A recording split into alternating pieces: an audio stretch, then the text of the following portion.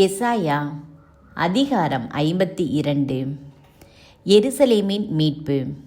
விழித்தெழு, விழித்தெழு சீயோனே, உன் ஆற்றலை அணிந்து கொள். திருநகர் எருசலேமே, உன் அழகுற ஆடைகளை அணிந்து கொள். விருத்த சேதனம் செய்யாதவனும் தீட்டுப்பட்டவனும் உன்னிடையே இனி வரவே மாட்டான். சிறைப்பட்ட எருசலேமே, புழுதியை தட்டிவிட்டு எழுந்து நில். அடிமையாக்கப்பட்ட மகள் சீயோனே, உன் கழுத்திலுள்ள கட்டுகளை அவிழ்த்துவிடு. ஆண்டவர் கூறுவது இதுவே: விலையின்றி விற்கப்பட்டீர்கள், பணமின்றி மீட்கப்படுவீர்கள். ஆண்டவராகிய என் தலைவர் கூறுவது இதுவே: முன்னாளில் என் மக்கள் தங்கி வாழ்வதற்கு எகிப்திற்கு சென்றார்கள். அசீரியன் காரணம் ஏதுமின்றி அவர்களை ஒடுக்கினான்.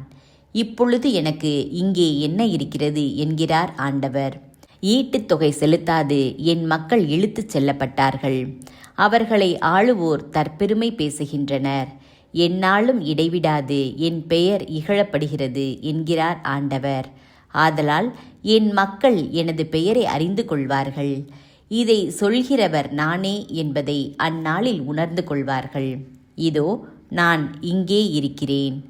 நற்செய்தியை அறிவிக்கவும், நல்வாழ்வை பலப்படுத்தவும், நலம் தரும் செய்தியை உரைக்கவும், விடுதலையை பறைசாற்றவும், சீயோனை நோக்கி உன் மக்கள் அரசாளுகின்றனர் என்று கூறவும், வருவோனின் பாதங்கள் மலைகள் மேல் எத்துணை அழகாயிருக்கின்றன. இதோ உன் சாமக்காவலர் குரல் எழுப்புகின்றனர். அவர்கள் அக்களித்து ஒருங்கே ஆரவாரம் செய்கின்றனர். ஆண்டவர் சீயோனுக்கு திரும்பி வருவதை அவர்கள் தம் கண்களாலேயே காண்பர்.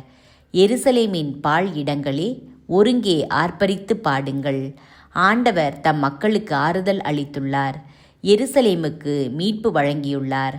பிற இனத்தார் அனைவரின் கண்களும் காண ஆண்டவர் தம் தூய புயத்தினை திறந்து காட்டியுள்ளார். மண்ணுலகின் எல்லைகள் யாவும் நம் கடவுள் அளிக்கும் மீட்பை காணும். திரும்பிச் செல்லுங்கள், திரும்பி செல்லுங்கள், அங்கிருந்து வெளியேறுங்கள். தீட்டானதை தொடாதீர்கள். ஆண்டவரின் களங்களை ஏந்தி செல்வோரே, அந்நாட்டினின்று வெளியேறுங்கள். உங்களையும் தூய்மைப்படுத்திக் கொள்ளுங்கள். நீங்கள் அவசரப்பட்டு வெளியேறப் போவதில்லை. தப்பி ஓடுவது போல் செல்வதுமில்லை. ஏனெனில் ஆண்டவர் உங்கள் முன்னே செல்வார். இஸ்ரேலின் கடவுள் உங்கள் பின்னே பாதுகாப்பாய் இருப்பார். துன்புறும் ஊழியர். இதோ என் ஊழியர் சிறப்படைவார். அவர் மேன்மைப்படுத்தப்பட்டு உயர்த்தப்பட்டு பெரிதும் மாட்சியுறுவார்.